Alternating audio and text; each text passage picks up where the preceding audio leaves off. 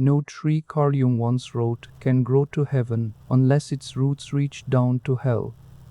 During one of the most turbulent periods of his own life, Jung developed a technique so powerful he considered it the single most effective tool available for actually accessing the unconscious mind directly, not through interpretation after the fact, the way dream analysis typically works, but through genuine real-time dialogue while fully awake and fully conscious. He called it active imagination, and understanding how it actually works reveals something genuinely important about the relationship between your conscious mind and everything operating beneath it. Jung developed this technique during his own confrontation with the unconscious, a period following his break with Sigmund Freud when Jung experienced intense, unsettling visions and inner experiences that genuinely frightened him. Rather than suppressing these experiences or dismissing them as meaningless disturbance, Jung made a deliberate, courageous decision to engage with them directly, recording what emerged in writing, and eventually developing a considered, repeatable method others could use to do the same. His period produced what later became known as his Red Book, and out of this same period came the technique of active imagination itself. The basic method Jung eventually taught works considerably differently from ordinary daydreaming or simple visualization.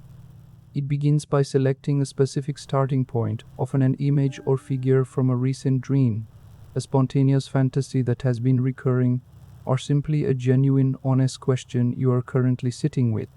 Rather than passively imagining a pleasant scene, the actual technique requires actively engaging with whatever image or figure emerges, allowing it real autonomy to respond, speak, or act in ways you did not consciously plan or control, treating it as something with its own genuine, semi-independent reality within your own psyche, rather than simply directing it like a character in a story you are writing yourself. Jung believed this distinction is what actually makes the technique powerful, rather than simply another form of ordinary imagination. When done correctly, active imagination allows unconscious material, complexes, shadow figures, the anima or animus, genuine aspects of your own psyche that operate largely outside ordinary conscious awareness, to actually present themselves and interact with your conscious mind directly, producing insight and material that conscious deliberate thinking alone manages to access. Jung considered dreams and active imagination close cousins, each offering a genuine window into the same unconscious material. But active imagination offers something dreams cannot: real-time, conscious engagement and dialogue, rather than only after-the-fact interpretation of images already passed. Here is what the actual practice looks like, described simply and directly. You find a quiet, undisturbed space, and you allow an image, often from a recent dream or a persistent fantasy, to arise and become vivid in your mind. Rather than directing where this image goes, you simply observe it, allow it to move or speak or act on its own terms, and you engage with it honestly, asking genuine questions if a figure appears, and actually listening for whatever response arises, however unexpected. Jung insisted that recording this process in writing, or through drawing, painting, or whatever creative form feels most natural, is genuinely essential, since simply having the experience without recording it tends to let the actual insight slip away, the same way an unrecorded dream fades quickly upon waking. This is precisely where genuine, important caution becomes necessary, and Jung himself was explicit about this. Active imagination is a genuinely powerful technique, specifically because it deliberately opens a channel to unconscious material that ordinary conscious life keeps at a comfortable distance, and this power comes with real responsibility. Jung warned that certain people, particularly those already prone to being overwhelmed by fantasy or those with a genuine tendency toward dissociation, should approach this technique with real caution, ideally with the guidance of a trained analyst rather than attempting it entirely alone, since the goal is genuine dialogue and eventual integration, not becoming lost inside unconscious material without a clear way back to ordinary, grounded reality.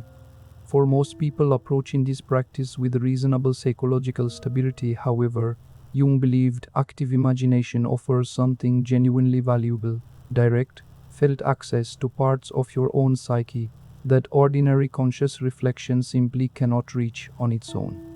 A recurring dream figure, engaged directly through this technique, might reveal exactly what it represents and what it actually needs from you.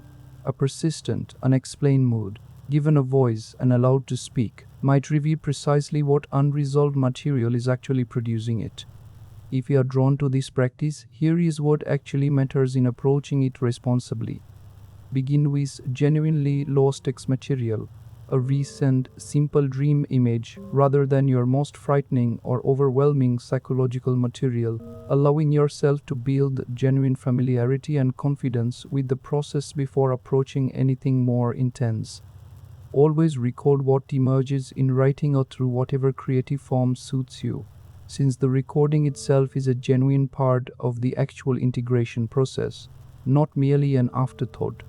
And if you notice genuine difficulty returning to ordinary, grounded awareness after a session, or if the material that emerges feels genuinely overwhelming rather than simply unfamiliar, this is precisely the situation Jung believed warrants the guidance of a trained professional rather than continued solitary practice.